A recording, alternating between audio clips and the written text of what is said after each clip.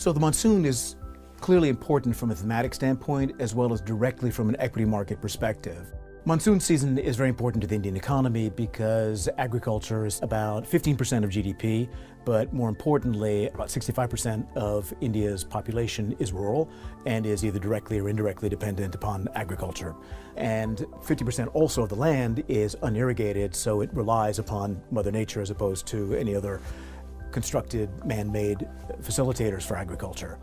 And about half of the rain in the year comes during this concentrated period of June to September. Average rainfall within some variation of the norm is the desired amount.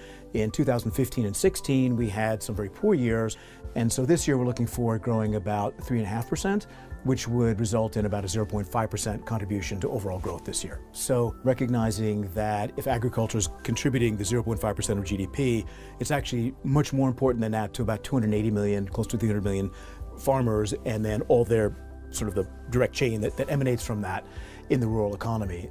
And this, by the way, is being amplified because of the current political cycle.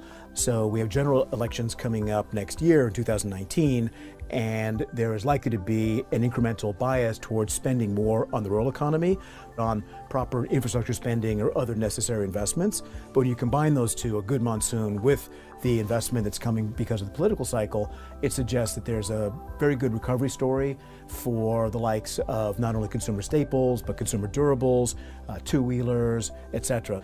So it's very clear from a structural macroeconomic perspective that there are key ingredients for growth.